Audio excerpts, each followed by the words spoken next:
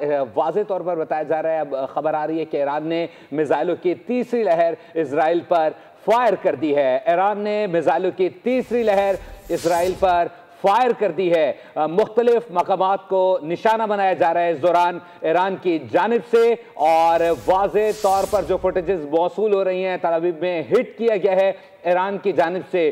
तकरीबन 300 से ज़ायद मिसाइल जो हैं वो फायर किए गए हैं अब तक, और इसमें वाज़े तौर पर जो इजराइल के मुख्तलिफ मकामात हैं उन्हें हिट होते हुए देखा जा सकता है। इजराइल की जानिब से बाकायदा तौर पर रेड अलर्ट जारी करके जो शहरी हैं उन्हें महफूज मकामात पर बंकर्स में जाने के अहकामात जारी किए गए थे। और अब से कुछ देर पहले ही जो इजराइल के डिफेंस मिनिस्टर हैं उनका ये बयान आया है, अपने ही किए पर शर्मिंदा नहीं है बल्कि उनकी डिटाई जो है वो सामने, उन्होंने कहा है कि ईरान ने रेड लाइन क्रॉस कर दी है। हालांकि इस तमाम तर सूरत पर देखा जाए तो जो हमला है वो वाज़े तौर पर इजराइल की जानिब से किया गया था। इसका कुछ पस मंज़र भी आपके सामने पेश करते चलें कि यूएस और ईरान की जो है वो न्यूक्लियर डील इस वक्त जारी थी जो कि न हो सके, और उसके बिहाफ पर जो है वो वाज़े तौर पर अमेरिका की जानिब से जितने भी मिडल ईस्ट और साथ साथ दीगर ममालिक हैं वहाँ पर अपनी मुसल्लह अफ़वाज के जो दीगर अहलकार हैं उन्हें जो अमला है उसे वापस बुलाया गया, और उसके बाद ही रेड अलर्ट जारी किया गया। साथ ही साथ हमने देखा